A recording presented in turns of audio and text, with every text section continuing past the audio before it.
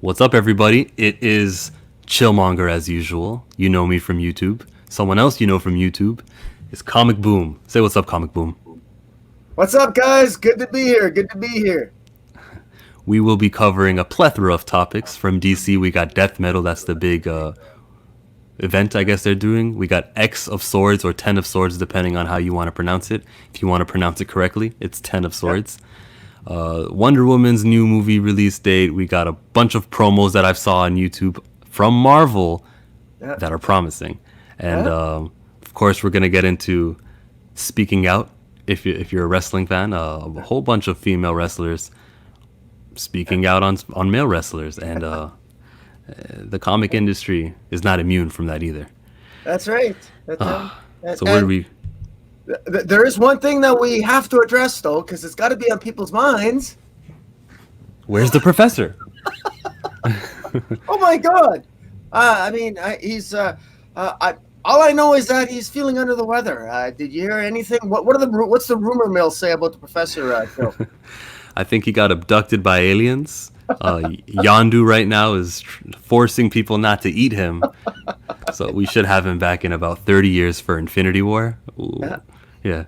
Yeah. So just to be clear, just to let everyone know that the professor is he is sick, and he asked me if I'd like to come on and talk with Chill, and I thought I'd love to, because I was telling Chill earlier that I when I'm before I go to bed at night between 11 and 12, I listen to podcasts, and I've listened to a couple with him and you, Chill, and I've enjoyed it, along with some podcasts from the New York Times and some of other YouTubers. So it's good to be here, and it's an honor to be here. And I'm going to enjoy reviewing the week with you. Where do you stand on some of the topics that we cover? Let's just slip into that. Like AMC and the theaters, you're familiar with that, right? How the direct to home video on demand thing versus the theater release window, and it not being respected by Universal Studios and AMC saying we're not going to have any of your movies in our theaters. Well, look, AMC has got to get their, now's not the time to have a contractual fight. Now's not a time for corporations to get into battles with each other and to pissing matches. I mean, who are they serving? I mean, if the goal here is to make money, then they should be collaborating and cooperating. And, we're in the middle of a pandemic. People aren't going to go to a theater anyway. And quite frankly, if they do, it's just going to give bad publicity to a theater. Can you imagine? Does AMC or Universal, do either of them want to have a theater that's responsible for a COVID outbreak? No. I mean, it's nonsense. I mean, the whole thing to me is collaborate and cooperate in order to go. I'm a big, during the pandemic, I enjoyed watching Bloodsport, or is it? Was it Bloodshot? Bloodshot. Sorry, I got it right. Thank you. Bloodshot. I enjoyed that movie. Direct to video or whatever, direct to cable. I enjoyed that. I love that, and I rewarded that. I rented it, paid the $21 it was, and we watched it with the wife.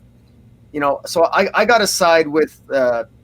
I'm not sure who was what on the dispute, but Bill was saying that it's the way of the future to go direct to home. Well, I'm going to give a little pushback that while I agree that it's inevitable that we're going to get more of that in the future, I do think that theaters are going to become more of a niche.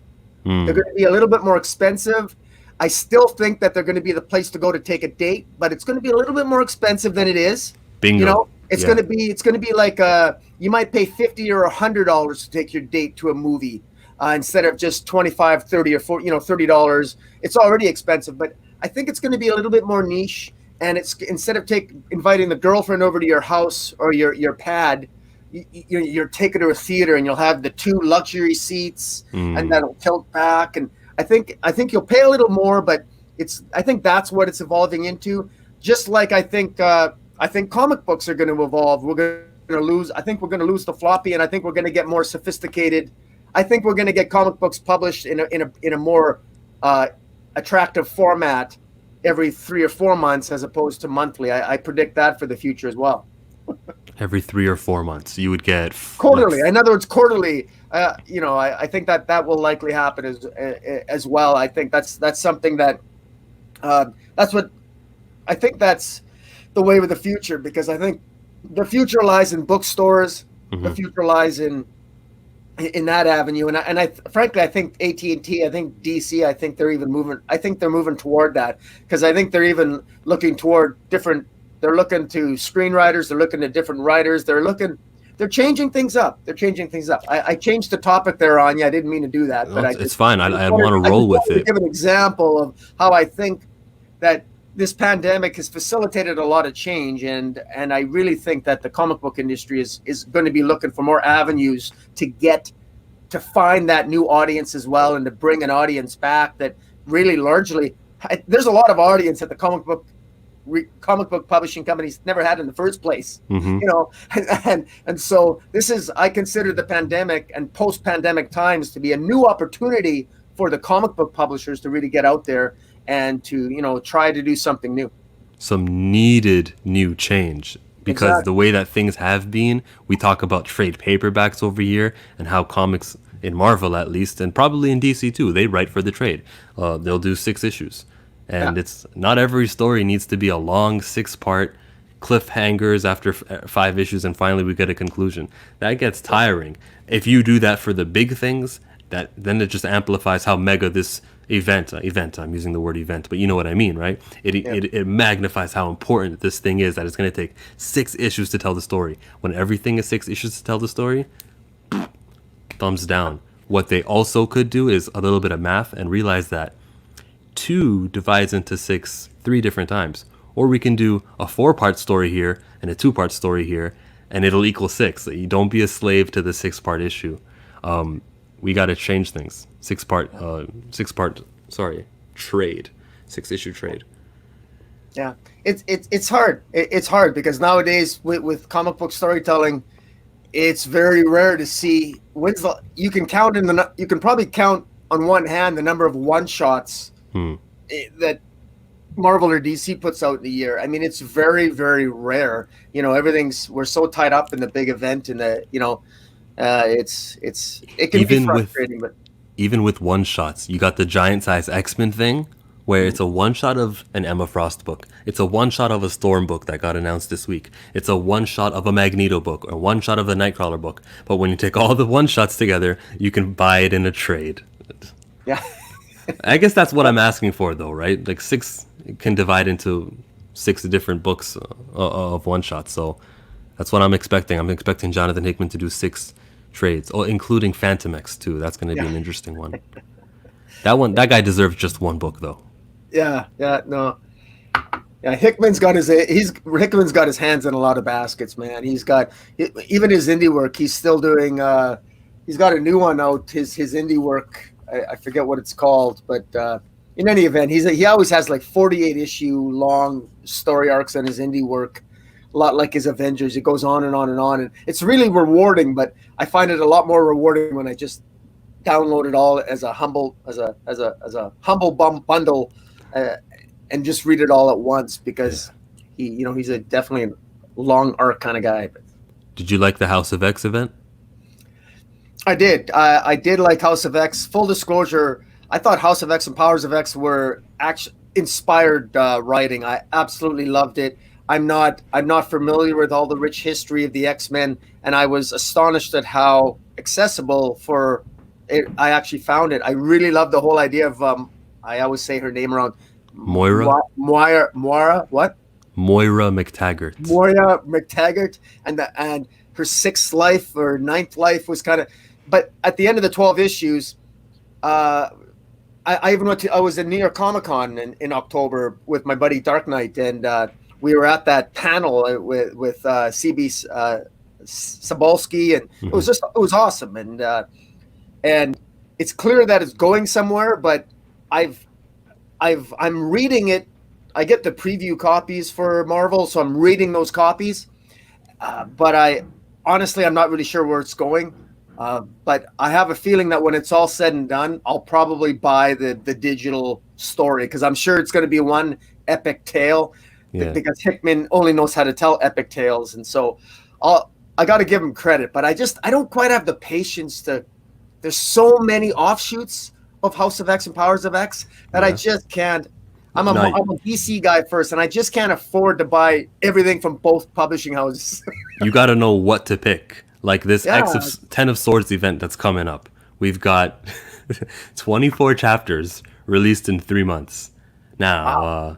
how many weeks are in 3 months? That's 12 weeks, right? Maybe. And they yeah, but can you tell me what that's about? Like, is that it's actually about swords? Yeah, there's going to be 10 swords that are going to drop on Krakoa, and about 10 mutants will lift these legendary swords, and they'll have them to fight. There's more that's going to happen, obviously, and I think that the little things, the breadcrumbs that Jonathan Hickman likes to drop about Apocalypse, loved the Horsemen, his first 4 Horsemen, and they're underground of Krakoa and that other island, Arako. We learned about that, I think, in Powers of 10, one of the white pages. But then we got some more on that in the second issue of X-Men. And what he's doing over on the Excalibur book is going to contribute to the story. And then, boom, we get this epic. Yeah. Are they building it up right? Yes. But releasing it with 24 books in 12 weeks is not a good idea. One at a time. I'm glad and pleased that they're stopping Hellions and X Factor and X Force. Those books are all part of the chapters. I'm glad that we're not going to have to read the Ten of Swords event over here and what's happening on Marauders and X Force over here. They're all one story. But give me one a week, guys. You just. I got it. But you got to wonder though, since Marvel has really, their DC is really putting stuff out. Marvel isn't. I'm wondering if Marvel isn't. If they've canceled all these titles, obviously a lot of their artists and writers are at home and they got lots of time to work on this new work product. I hope they're working. In the next 2 months, the summer months, if they put the next few summer months and they double down, that might be a really good event. If it's 2 solid issues a week for X of Swords or 10 of Swords or whatever it is, that could be a pretty cool event too. Like, Are you insinuating that this time off is the reason why they're happening 2 issues a single week? Is it because they want to catch up to where they were supposed to be? Maybe. I'm speculating because Marvel hasn't made any official announcement. Yeah. Right? So I never thought of it that way, and you're probably right. And they know the customers are going to buy it, right? No one's going to go 4 weeks into the Ten of Swords and be like, it's not for me. I know I'm going to read all of these X of Swords.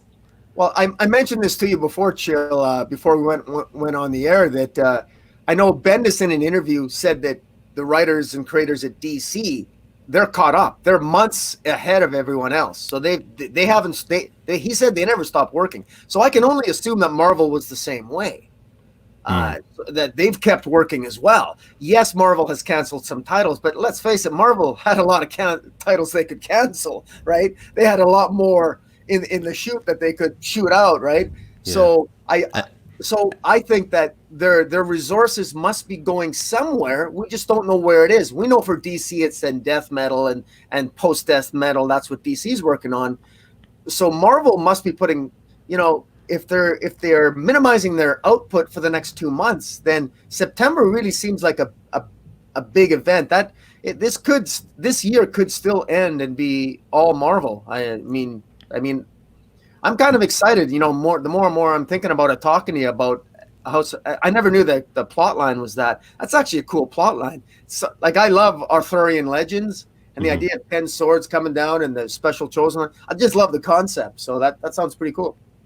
Yeah, I don't love that stuff, but it sounds interesting to me is because we were introduced to it earlier on and people were thinking about it, and here it is. It's like, I didn't just put that in that book for nothing, guys. Everything I do is building. As far as like the other books, you don't really gotta read Children of the Atom, which is something I notoriously dislike. I might read issue number 1 of it just to confirm I dislike it. But things like X Factor and all these other new things coming out, I don't know how significant they'll be, but jury's out. Yeah. With death metal, do you believe that the artwork will be pristine and it won't be like Doomsday Clock or one of those events that take years and years and years? How many issues is Death Metal going to be? Well, I know it's been advertised. It was initially advertised as 6 issues, but it's now been confirmed to be 7 issues. And in fact, DC even posted a timeline, and I think the 7th issue will come out in, I think, as late as December. So it's going to be a long time before we get to the end of Death Metal.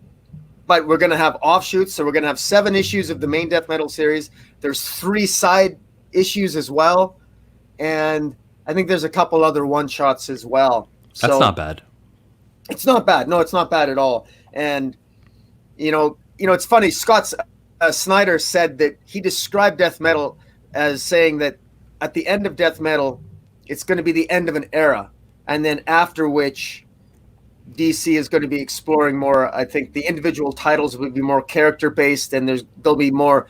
The individual titles will be exploring their own stories.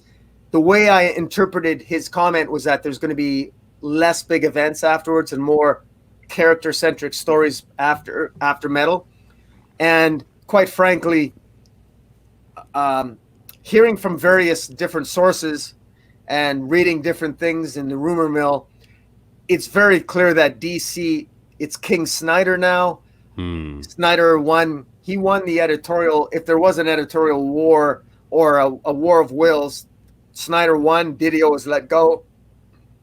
But having said that, DC is still a mess right now.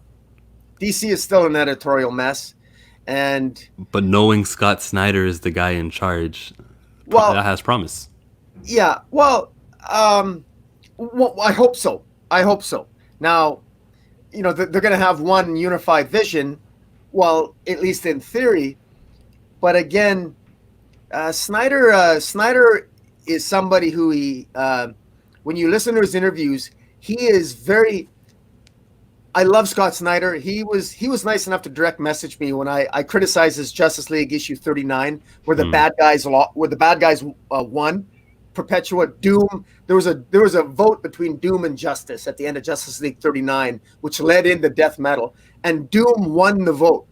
And I was highly critical of it. He actually direct messaged me on Twitter, and he defended himself. And I did a video on it, and I read his posts, and I was I gave the counterpoint because I disagreed with him, but I thought he's a real class act. Like, he stands up, He's given interviews. He struggled with the decision, deciding to make the Justice League lose. He struggled with that decision. He ended a 39-issue Justice League series by having the good guys lose. I mean, how many writers have the balls to do that? That's what he did. And he pissed some people off, and I was one of them. And he was nice enough to defend his work. And I thought and in any event, going into Death Metal now is, especially in the midst of this pandemic, he's given numerous interviews. I'm quite certain that the good guys are going to win at the end of Death Metal. I'm quite certain. I don't think he wants more backlash, least of all from me. But in any event, I'm really looking forward to it, and I'm all for the good guys losing every now and again. Remember, It's comics; it's always to be continued. Unless they just make the bad guys lose and DC kind of reboots, and that's what he's talking about when he says there's going to be a new DC. What if the bad guys just defeat all the good guys? All right, guys, here's the new, Batman year 1. Yeah. Well, he actually he simplified his concepts, because throughout his Justice League run, he came up with these 7 positive forces of creation and 7 negative forces of creation, and he only mentioned 3 of the positive and only alluded to the other 4, and then he did the same with the negative, and there was too many moving parts. And then you get to Death Metal #1, and there's just one concept you got to know: crisis energy is bad, connective energy is good, and that's all you got to know. And that it's happening. Connective energy, and the crisis energy is the bad energy, and they're moving. And Wonder Woman wants to create an anti-crisis in the dark universe to get more connective energy to defeat Perpetua, the bad guy. That's it in a nutshell. And they're claiming that this is the prime DC universe. This isn't some offshoot. Everything that you're reading is gonna have effects on this. So I'm just gonna assume that all the other books going on right now in DC happen before this death metal event. I think that's fairly safe to say. Yes, Or after, that I is guess. safe to say. Now, honestly, that's one of the criticisms that none of us really know, but that's safe to say. And the reason why that's safe to say is that I happen to know through more than one source that a lot of the current writers of the other DC books don't actually know how death metal is going to end, and they're being kept in the dark. Is that a good thing or a I'm bad not thing? kidding. Is that I'm a not good thing or? But how good is that? I think that's the Well, worst thing you I can mean- do. If you're hired by DC, you need to have trust with your employees. Their storytelling will benefit by knowing what's happening in other books. Because what if they want to do something with Sure. Wonder Woman in their book, and whatever they do contradicts? Like right now in Marvel, Kate Pryde is supposedly dead if you read the Marauders, but she's been appearing in other books all the time. If those writers knew Kate Pryde was going to die in an issue in April, they probably wouldn't have done the stories where she's still alive here in June. Yeah, so using the Kate Pryde example, because I picked up on tidbits of what you're talking about there. It's always a question of degree, because when you have multiple titles and you have a character that a lot of people love and they use that character, it forces the reader. We have to be creative and try to justify in our own mind. Well, okay, well, how could she show up here and also there? And so we create in our own mind. It challenges us to come up with our own continuity to make it work. And I think we all do that. And I remember growing up being young. It's funny, when I was growing up, when I was like 10, 11 years old reading comics, I started reading when I was 7. It never occurred to me. This is how innocent I was. When I read a comic book and something never made sense to me, it never occurred to me to blame the writer. I honestly thought there was something wrong with me. I would get upset with myself. And I would say, well, I'm obviously, what am I missing? And I would find a way. I would read the comic and I would find a way. And this was before the original Crisis on Infinite Earths for DC, when it was kind of a mess. DC was kind of a continuity mess. That's why they had the original Crisis, to sort of fix it. And we know how that went. But in any event, I just find it funny how, sometimes when I say we all lose our innocence as we get older, because now when I'm older reading comics and I don't like an ending, now I blame the writer. When I was younger, I admire myself. When I was younger, it was water off a duck's back. I just made it work in my mind. Whereas I'm older and I'm tainted now and I'm more miserable and I overdrink and you don't need I'm seeing a therapist. I'm just kidding. But No, I go through it too. I just went through it last week. When go look at my most recent video about Ironheart. Her event takes place during the 2020 event, meaning artificial intelligences. And I'm gonna get back to that because I have a question for you. But artificial intelligences are taking over. They want some independence. That's happening. That's 2020. But also there's an event called Outlawed where all these teen heroes, the vigilantes, it's illegal. You can't be a superhero anymore. And during the Outlawed event, Ironheart is on the run.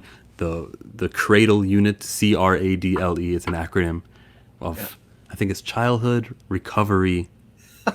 I don't remember it. But they're coming after her, and she's on the run. Okay, cool. Now during this book, they mention Outlawed. Yeah. But she's not on the run. She's just going home. A couple of days pass and nothing's going on. So I'm trying to figure out, how could you mention Outlawed in the whole law that made it illegal for you to be a hero, but she's at home and peaceful? I don't know. I don't get it. But I'm gonna have to tell myself that it happens after the big Champions Outlawed stuff happens. I don't know. I don't get it.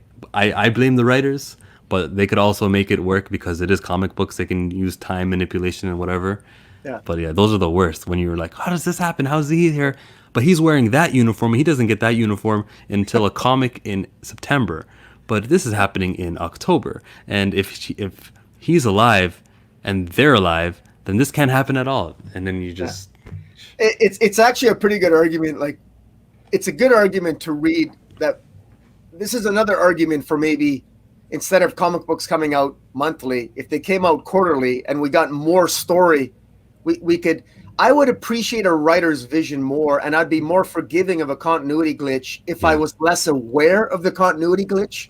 You know what I mean? It's just like if you make a continuity glitch obvious, it's more obvious if you're only putting out a floppy once a month and it contradicts 3 other comic books. But if I'm reading it in a trade a year from now, I'm not going to be aware. I'll be less consciously aware of what happened in another comic book last year when it came out concurrent with other comics. Because you're not thinking about the other comics. You're reading issue number 1, and then you're reading issue 2 and issue 3 of that run. And that's another reason why I think that in the future, in the comic books in the future would benefit, especially older, comic book lovers like us who might be more prone to get upset about a continuity hiccup.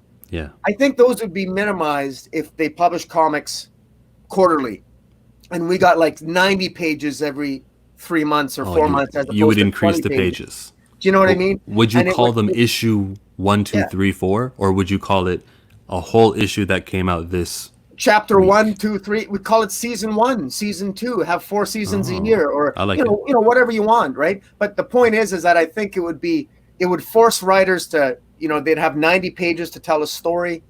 It would for example be. I think DC's already done this to some success with the Earth 1 series. Straczynski wrote Superman Earth 1, Volume 1, Volume 2, Volume 3. Jeff Johns did it with Batman Earth 1, Volumes 1, 2, and 3. And Hardman is doing Volume 2 of Green Lantern Earth 2. He did Green Lantern Earth 1, Volume 1. He's just doing Volume 2 now. Jeff Lemire did 2 volumes of Teen Titans of the Earth 1 series, hardcover series. And it's just good. Instead of coming out through a series over 3 or 4 months, why not just put it out in a nice hardcover? It looks better. It sells. When Bill Maher goes on, Bill Maher 6 months ago was going on and he's criticizing guys who collect comic books. I mean, we got to, we comic lovers, we got to realize that most people think that way. Comic books are for kids. That's the way they think. He had some good points. He had some good points. He's like, every movie has a hero fighting for a glowy thingy. And I'm like, exactly. That's exactly right. If we want respect, we should start packaging the product so it looks more respectful. And then we could drop Diamond and Lunar and everybody. We can just use Amazon. Marvel could sell it from a warehouse. Sure. And DC also, but you know me, I like to think about Marvel. Well, when you think about it, I mean, when Marvel's dropping 4 of their random comics in a Walmart 4-pack, I mean, come on. I mean, I don't know. Like, to me, that's not the wave of the future. The wave of the future shouldn't be Walmart 4-packs or Walmart 100 pagers for $4.99. Come on, like, put it in a nice book form in chapters or in the bookstores and the Random Houses. Like, it is a book. It is a book, and it's a graphic novel, and we can start changing the language in the manner in which we describe these quality works of literature. Now, they do have books in Indigo. I was at the Eaton Center. That's the popular mall in Toronto for everyone who doesn't know. I'm sure you knew that. But in Eaton Center, I did see graphic novels in the bookstore at the biggest mall in Canada. Second biggest, I guess. The Edmonton one is huge. You ever been to West Edmonton Mall? Oh, yes. I lived in Edmonton for 3 years. Yeah, so yes. I love it. I love Edmonton. I like it better than Calgary. It's West Edmonton Mall is great. It's a great place to, obviously it's a huge mall. I don't know if I think it's probably the second or third largest still mall in North America still, isn't it? Mall of America might have it beat. Yeah, maybe so. But yeah, no, it's good. Yeah. I brought up artificial intelligences. I will get to that. But this is a great topic that we're on. How do we create new comic book fans? My answer, short and simple, it's called the movies. Spider-Man's never been more popular. Iron Man, Captain America. The characters themselves are A-list. If I count A-list heroes right now, Hulk, Cap, Spidey, who did I just mention? Iron Man, Wolverine. Those are my 5 Marvel guys. Batman, Superman, Wonder Woman is A-list. Yeah. Aquaman. Aquaman. Why not? Let's give him A-list. Yeah, Yeah. Well, he he's made $1 billion. His movie made $1 billion. I think that he deserves A-list. I he mean, deserves A-list. And then Green Lantern, maybe not. And Flash is A-list. We got 10 of these mega A-list stars. So why are their books not selling? Why are the movies not directing us on Free Comic Book Day? Check out, this continuing. They should actually do that. Have the stories in the movies continue in comic book form. And you got to make it on Free Comic Book Day to actually get these people to come through. But it's very simple to have the end credit scene and then Black Widow will return on Free Comic Book Day. Yeah, I was just gonna, or even add when you buy your digital ticket, because a lot of people buy their tickets online for the movie. Yeah. Get a free digital comic book. That's related to the movie you're about to see. Yeah, like a little backstory. Exactly. Can you imagine? That would be so cool. Purchase your ticket now and read the backstory, or the first appearance of Yelena. The first appearance of Yelena Belova.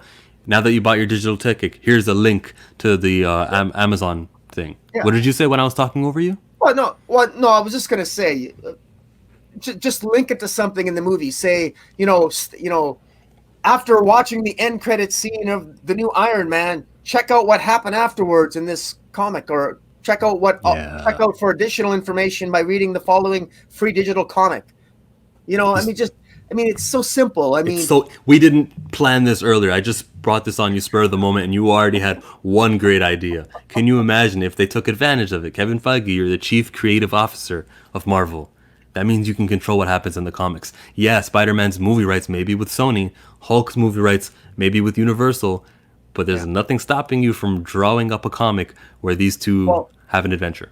Let me give you an example. They have tried doing this before, for what it's worth. Not exactly what we just described, but for example, in the Prelude comics?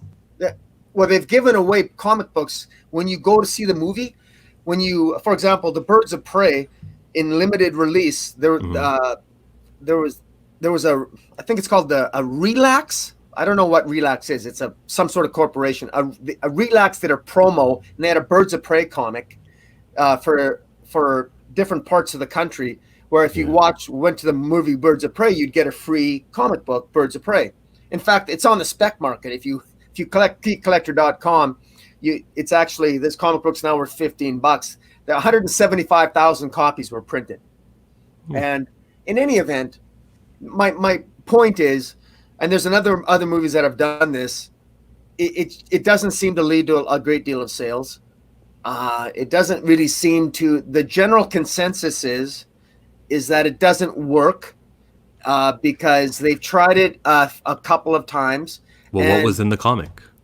Well, I don't actually know. Well, I think in the Birds of Prey example, it was just I don't even know, to be honest. I think it was just another Harley Quinn issue. In any event, I don't really think it matters so much that it matters.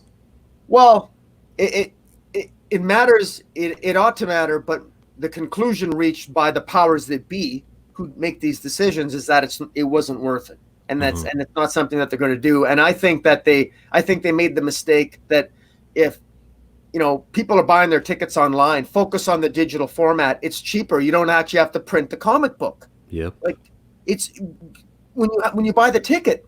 I mean, imagine if you're a mother or a parent and you can give your kid a digital ticket, because you could say, oh, good. By the way, your tickets, guys, because most parents, if they buy tickets, they actually don't have a physical ticket. It's all digital. It's in their iPhone anyway for their kids. But they could actually show to their kids and say, hey, guess what?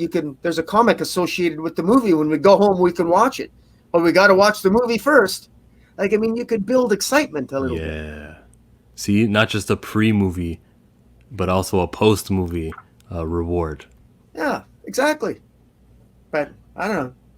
Or even if you buy a pop and if you scan your popcorn, it'll show a scene from a comic book. Now, for everyone who doesn't understand, when he says pop, he's talking about soda, not popcorn. He mentioned popcorn separately, but yeah. Okay. Yeah. But anyways, I'm just saying I think that frankly, I think there's all kinds of ideas that one could come up with, but I just don't think that there is the particular climate right now with the theaters not even getting along. And you talked about that earlier about AMC and Universal. I mean, theaters aren't even getting along with each other, for God's sakes. And they're closed.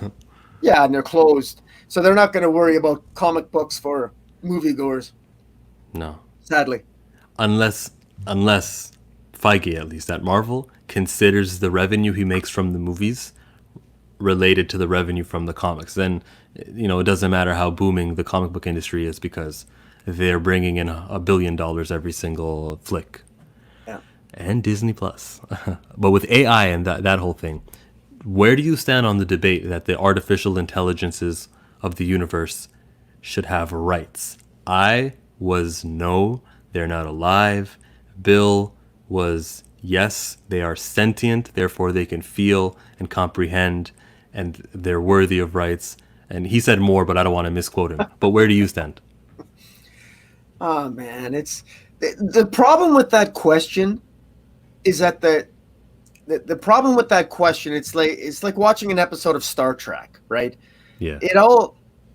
I suppose if you create a machine as complex as Data, let's say on Star Trek: The Next Generation, it's kind of hard to argue that he doesn't have feelings, right? Because you know what I mean? So yeah, I believe that he ought to be getting some rights. And there's a great movie, and maybe you mentioned it with Professor, because I don't recall hearing that debate. You ever watch the movie Bicentennial Man? No. With Robin Williams? You have to watch it. It's all about AI. It's about a robot, and Robin Williams plays a robot who is built in the future, and when he's first built, he looks like a robot. But a family owns him because he's a robot, and robots have no rights. And he lives for like 200, 300 years, and he stays in the same family, and they keep adding technology to him. And his quest throughout the entire movie is to be declared a human, to be a human right. And that's cheap, though. He's the protagonist of the movie, so you're going to feel feelings towards him, and maybe that will motivate you. Well, no, fair enough. But I mean, this is, if I'm going to seriously contemplate your question, though.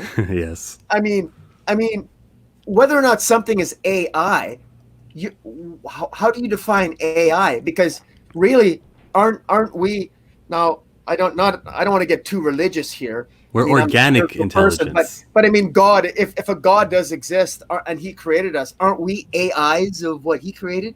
I mean, no, we're not using. He created the software that made us up, and he gave us free will. So why can't we create an android and give it free will? So at what point do we lose ownership of that which we create? If we create something that technically can think for itself, do we automatically lose ownership of it? And if not, is it right to call it a slave? Professor Boom. Well, I don't know. Like to me, it's a very complex ethical question. So you disagree? You're saying no matter what, whatever you create is yours, and you can beat it, you can strip it, you can rip it, you can take it down, tear it apart. If it's artificial. If it's artificial, yeah. But if it's like an animal or a child, because I can create that too. I'm not saying that. But because it's artificial, sure it can think. And sure, there's all of even the lifelike qualities of it. Except it's not alive. It's not going to die. The negative effects that come with, maybe me being depressed can affect my health, my life, and in a negative way. Mm-hmm. With an AI, not so much. Like I could actually live less years because of, I guess, constant, negative stuff, bullying and all that stuff, and even worse than that, which I don't want to bring this podcast down, which we're gonna do at the end of this issue of this episode, anyways. But I feel like they're not alive. That's the way I put it, and I'm still sticking with that opinion. Okay, yeah. Well, honestly, it all depends on the AI. I mean, it all depends on the level of technology in the AI. And I hate to put it that way, because really, if it depends on the level of technology in the AI, then isn't that the equivalent of saying that a less intelligent human doesn't deserve to have freedom because they're less sophisticated than other humans. This is an unsophisticated human, so they shouldn't have. They should be our slave. You know, but if I create AI, one AI is more smarter than the other one. So this AI I give freedom, and this AI I can discard. Like it just. So even if an AI is more smarter, more productive to society than this dummy who just got out of prison and can't read or write, or like this dummy, even if that's so, because I don't value them as the same. I don't value him as alive. I keep repeating that. I'm sorry. Yeah. I would say that the human has more rights than the AI. Yeah. That's good. You would like Bicentennial Man. It goes right into all these questions. You really enjoy it. You said Robin Williams. So how old Robin Williams is in it. Bicentennial Man. It's a long movie, but I think you'd enjoy it. Another movie which I think I will enjoy has its 4th release date. It's called Wonder Woman 84. Woohoo! I got to show you something. Yeah. Yeah. Look at this. Ooh, with the wings too. This is the DC Direct Gal Gadot figure. Oh, you said her name right too. See that? Yeah. It's beautiful. It's like $25. It's DC Direct's version. It's a beautiful action figure. And it's Gal Gadot. Gal Gadot, yeah. It's gorgeous. It's it's obviously this is the same suit she wears in the movie. And in the movie preview, but no, it's pretty cool. Yeah. When she was throwing a rope, her lasso at some lightning and just kind of swinging on it, that was cool. That's never been done in the comic books. Isn't that something that I've never seen her do that in the comic books? But probably because it really doesn't make a lot of sense. But hey, you don't ruin Wonder Woman 84 for me, okay? No, it does look pretty cool. I'm a little bit worried about Wonder Woman. I'm glad that they're leaving it in the movies because I think that the movies are going to need as many spectacular movies coming out of the post-pandemic as possible. And I think Wonder Woman, she exudes hope, she exudes love and compassion, and I think the world needs that. I don't want to get all mushy-gushy here, but I really do think it matters, right? Mm-hmm. Yeah, seriously, like I think it matters. I think the message of Wonder Woman, what she stands for, love, kindness, understanding, the peaceful warrior. I think we need that sort of mentality in society right now, in both Canada and the United States, and certainly the world. And I think that she's the perfect character, and it's a good movie to sort of exude that. Now, having said all that, what I've heard of the plot of the movie, I'm really not a big fan of the plot. But my fingers are crossed. We'll see how it goes. Maxwell Lord is not the Maxwell Lord really that I remember that I love in DC Comics. There's a lot of, well, I won't go. I don't want to spoil what I know about the plot from what I've heard about it. But I'm worried about it. I love Wonder Woman, and I think it's the right movie, probably at the right time. I just hope that I hope it's well received. Let's put it that way. I know that they got to deal with Colin, not Colin. What's his name? What's Chris Pine's character's name? Steve Trevor. Steve Trevor. I was going to say Colin Trevorrow. That was the director for Jurassic Park, wasn't it? Jurassic World. Well,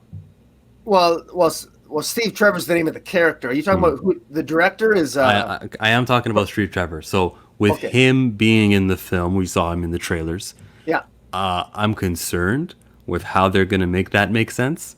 But since you know things, are you satisfied with the way that they're going to make it make sense?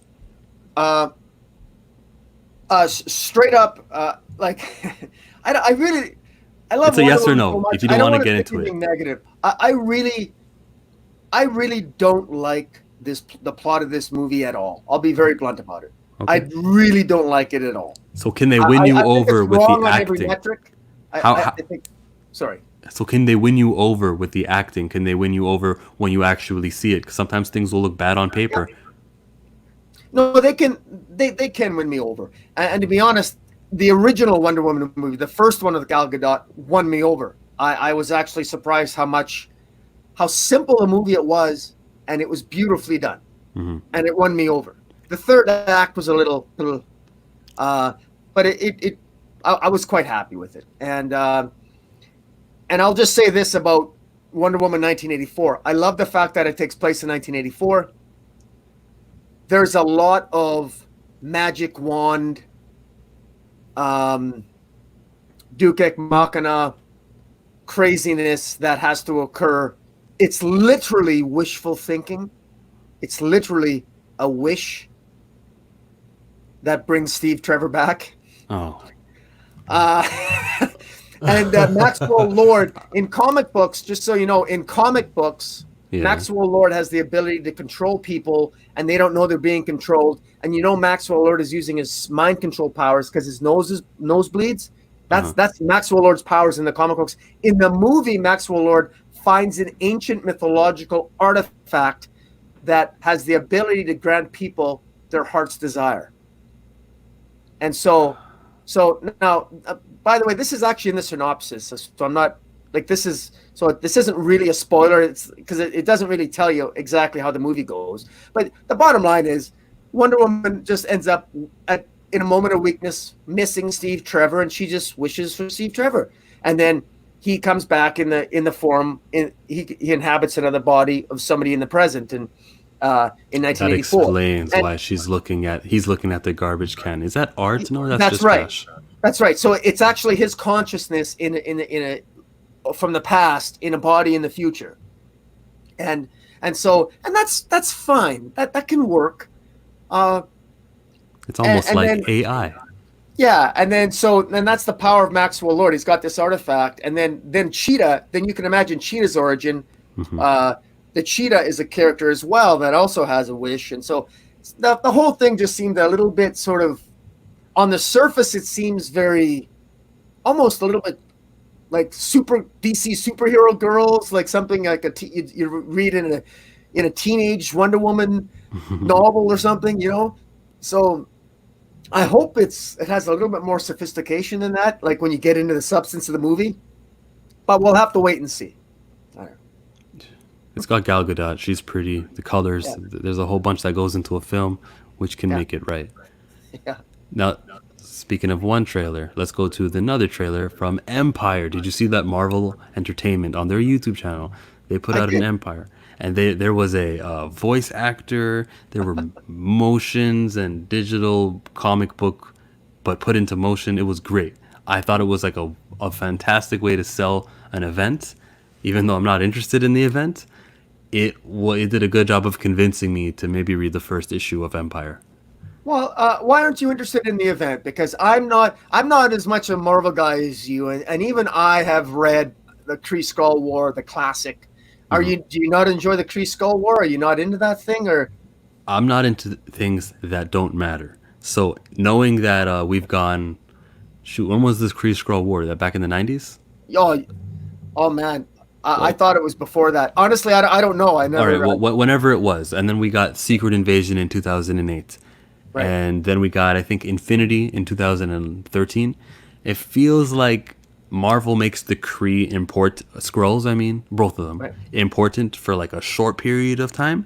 Yeah. And then you forget all about them. Same with vampires. All of a sudden, vampires are going to be the thing, and then they stop using them because Blade's comic isn't selling.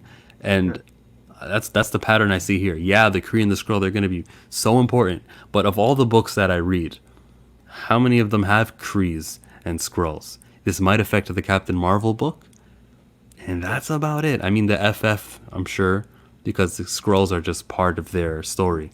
But after that, I'm not reading many Inhuman books. They don't even have Inhuman books, so why do I care about the Kree? I don't read Hulkling. Yeah. It's interesting that you say that, and I'm wondering if, because I don't have a connection to the Marvel Universe, but your reason for not really finding it interesting is that, well, maybe you're not really familiar with the Kree and Skull anymore because they're not in other comic books in Marvel. But yeah, as somebody who doesn't read a lot of Marvel to begin with, or at least haven't lately, I think the concept, it actually attracts me, because the whole idea of these two warring races suddenly getting along, and not only getting along, but forming an alliance and then potentially attacking Earth. And the only thing preventing them from attacking Earth is the Fantastic Four and the Avengers. I got to admit, the fanboy in me says, that kind of sounds kind of cool. It's like, I want to check this out, So and that's really all I know about it. So, and that's what they showed me, and that's what looked interesting in that promo video that they posted. Yeah. No, it's funny because isn't it kind of, I find it interesting because I'm just like you when it comes to DC. Sometimes I'm too close to the material, and that sometimes if I'm too involved in all the comics that I've read, then sometimes a big event won't mean as much to me because I can't shut my brain off and just enjoy the event and read it for what it is. Yeah. Because I find myself sometimes nitpicking, and it's like, damn, man, I got to shut my mind off. Like, why can't I just sit back and enjoy this? But I can't, because I know so much of the continuity that my mind just automatically nitpicks and says, well, that doesn't make sense. That can't be right. Well, this is the wrong color. Or why are her eyes are brown? Why are they're supposed to be blue? And and I go and I nitpick, and then then I get to the end of the story and I realize I don't even know what happened because I spent all this time. Yeah, I'm the same way. I've made the comment on eye colors and things like that in my videos. Yeah, it's the worst. Because I know better, and they should too. There's another video that they posted for Iron Man's comic book. Now, with Dan Slott's Iron Man, 19 issues. And on that 19th issue, Tony's in court, tells the judge, I am an artificial intelligence. I can't even confirm to you I'm alive, or however he put it. That's a slap in the face, if you ask me. That's especially after Riri Williams was part of the Iron Man thing. So she was the main person in the book that you couldn't get your Tony Stark because Captain Marvel killed him. And so, okay, you wait about a year, 2 years. Finally, it's back. Okay, it's a book, and it's called Tony Stark's Iron Man. Yes. The book happens, and at the end of the run, I wasn't even Iron Man this whole time. Okay, then, that's what I mean. Like, I just throw my hands in the air, and I say, well, this was all for nothing. Everything I read here, all the experiences that I thought Iron Man was going through, wasn't actually Tony Stark. It was some other thing that's going to be deleted. It's going to be forgotten about. So this time, they say Iron Man is back, which, by the way, they knew what they were doing. There's 1 million views on that video because it's titled Iron Man is back. Yeah. Marvel Comics. But still, people from the movies wanted to see it. The motion again, who was doing the suit, who was designing the new suit? Because Cafu was the artist, but the designer of the new suit is going to be Alex Ross. Alex Ross? Alex Ross, yeah. Man, that's a good decision. Yeah. They did everything right. Yeah. I couldn't agree with you more, man. Alex Ross is hitting it out of the park with Marvel right now with his covers on Captain America and Immortal Hulk. And him doing a design for Iron Man. It just seems natural, and it's gorgeous, and it just sounds right. Alex Ross, Captain America, Hulk, Iron Man. I mean, what's next? I mean, it's a great choice for design, and I love the simplicity of the design. It just harkens back to there is a classic look to Iron Man. And I'm so glad to see it because I know you and I talked earlier. I know that I did collect the full Dan Slott run on Iron Man, and I read the first issue of Iron Man 2020, and I dropped it. I wasn't really a big fan. Tony Stark was too much of a futurist. I don't like the Tony Stark who's the futurist, and he's just too much in the future. There was too much technology. You got to ground things, man. Yeah, you got to ground things. That's exactly right. You got to take it back. It's the character. Yeah, and that's what Alex Ross's Iron Man art is gonna do. Alex Ross. This man has a reputation for making things look lifelike. When he designs this new suit, and then other artists have to take over. Like Cafu was gonna be the artist during the book. Every time you see that, you're gonna see a lifelike, mechanical man, right? The artwork is going to do a whole bunch of storytelling without even trying, all because the design is designed by Alex Ross. Yeah, no, that's exactly right. For me, there's a reason why one of the most popular or well-known Iron Man stories is, what is it? Death in a Demon Bottle. In a Bottle. What is that? Demon in a Bottle. Demon in a Bottle. Thank you. Demon in a Bottle.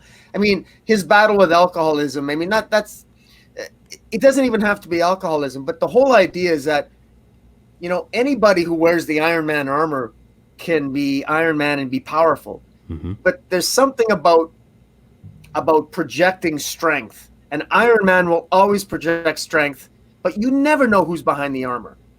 Really, it could be anybody. Now, in the Marvel Universe, people know it's Tony Stark. But my point being is, you know, it might look powerful, but, you know, it's the man inside the armor that really makes the hero, or, you know, it's the flaws of Tony Stark that make it the most interesting. And, you know, I found that Dan Slott's stories were too plot centric. They were too grounded in futuristic nanobots and this and that, and machine man and robots and everything else. And, you know, it's just like, oh my God, I now more than ever, isn't it ironic that we're in a world where all of us are connected at a push of a button, so many of us feel disconnected. Mm-hmm. And I really want to, what I want in Iron Man, I want Iron Man, and here's the irony. I know he's a super genius and he's a computer genius, but I want to see the connection. I want to see how he connects to other human beings. How does someone who is a corporate power billionaire, playboy, philanthropist, yeah, and he's like a Mark Zuckerberg. How does that guy really relate? How am I supposed to relate to this guy really? I mean, come on. How do you relate to a Tony Stark? That's the challenge. And you're not going to do that by, you know, grounding him in some futurist technology all the time and making him an AI. The timing was right. You nailed it when you said that, you know, the advertising was perfect, because you could tell Marvel has been listening. Yeah. Marvel knows that people are sick and tired of a girl Wolverine and a new Hulk and exactly. It all comes down, keep that old expression, right? Keep it simple, stupid, right? Mm-hmm. Yeah. All right, let's get... Oh, I skipped over something. There was Milestone Media, which I wanted to slip in when we were talking DC. They are back. I saw 4 books that they were going to return with, and Static was one of them. The website was also not secure, so I didn't click on anything afterwards, but I saw that Reggie Hudlin's going to be the man, one of the men behind it, and I'm happy with that, because I liked his Black Panther run. Yeah. What a timely... the timing is perfect on this with Static. And, you know, we're in very sensitive times right now, but, you know, what a perfect time for Static to come back. If they can work out the legalities. Back in 2017, Static was a character that DC was struggling to work out a deal with the legalities, dealing with Dwayne McDuffie's wife to publish Static and to publish some more of the Milestone Media imprints. And that was unsuccessful. It would be really nice now if they're able to reach an agreement with her, because I think the time is right. The time is now to bring back Static, bring back those Milestone characters, especially now. If AT&T is about corporate image and everything else, it's good PR. I think it's what people would want to see. These are great characters in their own right. And it's just, the time is perfect for it. It really is. And there's an audience for it. Naomi McDuffie's book, week 1, you know, the sales were decent. Yeah. But as it went on, the sales kept getting higher and higher because people cared about her. I went on DC's books maybe a month ago just to see, hey, what are they doing with a black character? I was looking for Naomi, but then I'm like, are they doing anything black? No, like it's all team books and white superheroes. Now, DC's credit, they're not like Marvel doing 833 issues a month. They do have a limit. Maybe I think it's 40 comic books that they're putting out every month, which is better than Marvel's. Realistically, Marvel might have 60 or 70, but still, like but still, you know, I need color. So I was looking for what hero to read, and I didn't find it. So I'm like, okay, I'll just read this Bitterroot story everyone's talking about. Which I've read issue 1 of Bitterroot. So far, so good. Have you read any of it? No, I haven't. So you'd recommend Bitterroot? After issue 1, yes, but come back to me when I read it all next week. Okay, I will. I just wanted to add about Naomi. I really wish Naomi, and by the way, I should add in Far Sector there too, as another great Green Lantern comic called Far Sector. That's the lead character is a African American Wait, woman Far Sector? Far Sector. She's an What's African American Green Lantern that patrols a far sector of the galaxy, and that's a really good one as well. So then I was wrong. When I was just reading titles, I was just looking for like a hero's name who happened to be black. Then I guess they got Far Sector. I take that back. Yeah, Far Sector, and it's the same David Walker, or it's the same artist Jamal Campbell. The same artist on Far Sector as on Naomi. So the art is fantastic, and it's a really good. In fact, I'll straight up say it. It's actually, I find it better. It's more.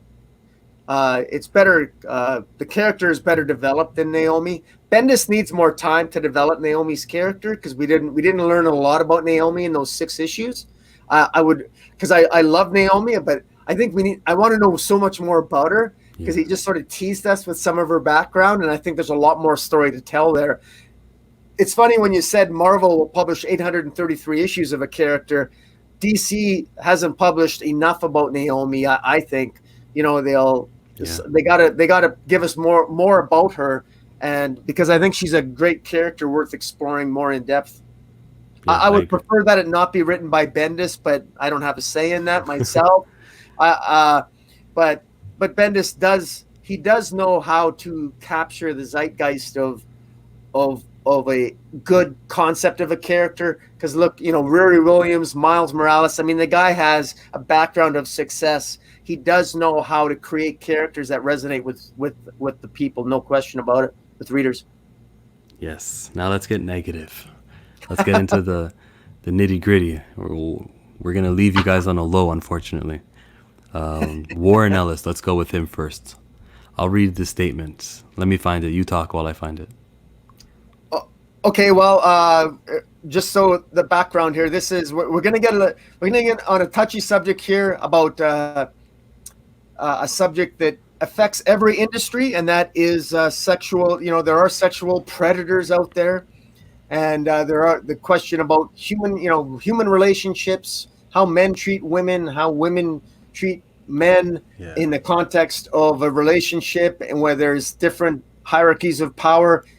Is this a Harvey Weinstein? I don't think it's that bad yet. Because from his statement, I have considered myself famous or powerful to the point where I've made a lot of bad jokes about it for 20 odd years. It had never really occurred to me that other people didn't see it the same way. Oh, I didn't know. He sounds like one of those companies after the Black Lives Matter. They're like, okay, we're going to do a post here. We're going to look into ourselves and try to do better. Well, are you going to do anything with your wealth? Are you going to hire? No, you're not going to do that? Okay.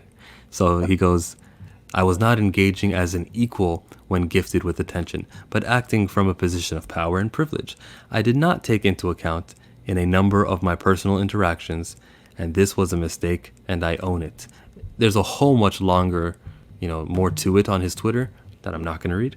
But the fact that he says, I made a mistake and I own to it, I don't know, you're a lawyer, right? Like, is that, or an attorney? What's your position? Well, I mean, I'm a family law lawyer. I mean, I don't, I don't know the difference, but okay. Well, I'm a divorce lawyer, but let's be clear here. Whether I was a divorce lawyer or a criminal lawyer is irrelevant, because when Warren Ellis committed no crime, and neither did Cameron Stewart. He's the other artist. He's the other creator. He's an artist who has been accused of basically, he's been accused of, I guess you could say, being a bad boyfriend. He hasn't been. Neither one of them have committed a criminal act. Neither one of them have been accused of sexual assault. What they've been accused of is taking advantage of their position to, I guess, to implicitly or impliedly coerce women into having sex with them, using their position of authority as creators in an industry where they're higher up. And if you're lower on the totem pole and you're a female and you want to rise in the industry, and there's only so many people that you can talk to get to rise in the ranks, and you have to talk to 4 or 5 people, that sometimes you're limited, and they didn't have any other options, so they end up talking to Warren Ellis or Cameron Stewart, and under the guise of guiding them, they would a favor for a favor. That's right. In fact, I have. I actually wrote down. Um, there was a. There was actually a pattern that they actually did here. Let me see. See, one thing about Warren Ellis is that Warren Ellis has been very supportive of what they call sex positive web girls. Mm. If you go online, like they're very provocative sex websites that aren't pornographic, but they're like comic booky sort of like web sex episodes, and he's been very supportive of women that do that, and it's sort of like adult comic related content. And one person in particular, her name is Katie West. She basically has she has an agency who helps other women at comic conventions sort of go do into cosplay and stuff like that. And Warren Ellis really supports her work, and he's done so for the last like 10, like 15 years. And he took advantage, apparently, like Katie West has made some comments, and in the past, he's utilized his position. Warren Ellis he's written some classic storytelling. He's got a huge backlist of some classic comic books that are well known, and basically he would engage in all the women got together and they posted on Twitter, and they identified a pattern that Warren Ellis would have, where he would basically oh, You got the notes right there. yeah, he would find female fans. This is what Warren Ellis has been accused of, that he finds female fans that have a desire to get in the industry.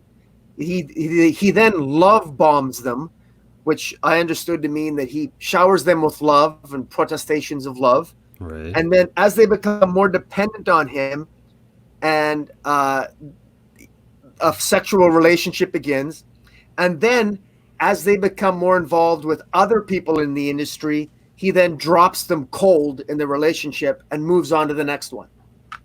Now, that's literally it. That's the worst that I've heard. And that was also Heidi. I got that from Heidi McDonald, who is the publisher of The Beat, who's friends with Warren Ellis. She's very disappointed in him. But she makes it clear he's not charged with anything criminally or anything like that. But what's interesting illegal about that is, what's that? Sorry, I shouldn't be talking over you. I was just like, yeah, it's nothing illegal. But what is interesting about that? Well, what's interesting about that is it really is. It's the type of thing where, and I got to watch how I say this, but I know I'm sure to God, both you and I, every guy, like I'm 51 years old. I've seen guys like that growing up. I've had friends like that just seem to. The thing is, women are attracted to men of if you have authority, or you have a little bit of power, or you have wealth, or you have status. Mm-hmm. I mean, there's nothing. Women are attracted to that. I mean, there's nothing wrong with that. And then, of course, you get into that. Well, if a woman's attracted to you, are you taking advantage of her by finding her attractive, and then you end up having a sexual relationship? The answer is yes, and there's more to the answer. It's okay. Yeah. In my opinion, everyone can look at it the way it is, right? They're taking advantage, therefore there is a victim, and there is a I wonder where Professor Bill stands on this. So I guess we'll talk about that next week. But because he's always pro, union and all that stuff. The little guy, he's always fighting for them. But if the woman she understands, like, this guy is using her, unless she's completely naive, but I'm pretty sure she would get that if I perform. Oh yeah, it is tough to talk about, right? It is tough because look, there was a lot of sexting that went on. Apparently, sexting, and there was apparently provocative pictures that he would send to the girls and women and what have you, and that basically he sounds like a guy that had a very active sex life. Right. Is what he sounds like, and he didn't do anything wrong, and he didn't do anything criminal, and everything was by consent. And even the women that I saw post on Twitter, they posted their story. A lot of them here you are. I just find that really odd. 10, 12 years later, you decide to tweet about some random sexual relationship you had 12 years ago with a comic book creator. I just sort of like cringe a little bit. But in their defense, if the only way at the time they felt they could get into the industry was they wanted to show their work to Warren Ellis, or they wanted his encouragement, but they felt they couldn't get it, and then he would turn it into he would be touchy-feely, and he would sex them. Harvey Weinstein. Yeah. Well, it's not the same. It's not exactly the same, but right. It's almost there. It's if Harvey Weinstein, it's what kept Harvey Weinstein in jail that he's not doing. That's right. That's exactly right. I mean, that's if you and they say that there's that movement #BelieveWomen. I don't, to be very clear, that's a dangerous hashtag. I mean, I always say, you got to look at both sides. I don't believe one side over the other blind, but I do think we have to be respectful. And look, there's like, I don't know how many there are, but when there's 5 or 6 women that say the same story about Warren Ellis, then yeah, they all kind of agree that he was kind of a creep. He was creepy, and he made them uncomfortable. And it's like, we've all had friends like that, maybe a little bit. And now, and the thing is, what bothers me about it is that they say that we're supposed to call these friends out.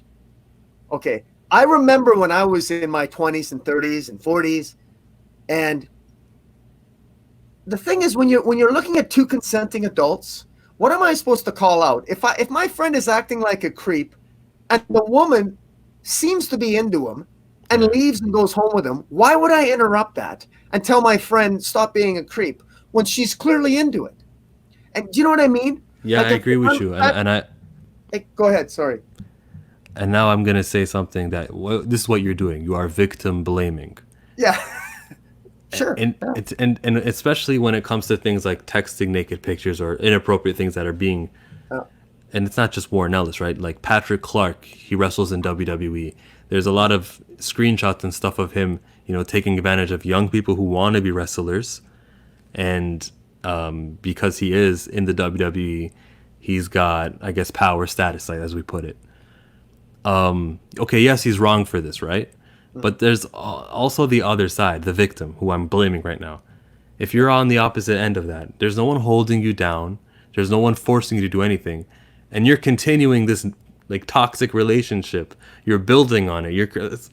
I don't know how to not, and it's not that what's the opposite of the victim? The accused? That person isn't good. It's not no angel, but I mean, like, you're moving it along. So I got my hands in the air, like, I don't know how to, because, Yeah, no, I know exactly what you mean. See, now, when you say, what do you call him? You can call him the perpetrator, but here's what the women are calling him, and what the social media is calling Warren Ellis. They're calling him a sexual predator.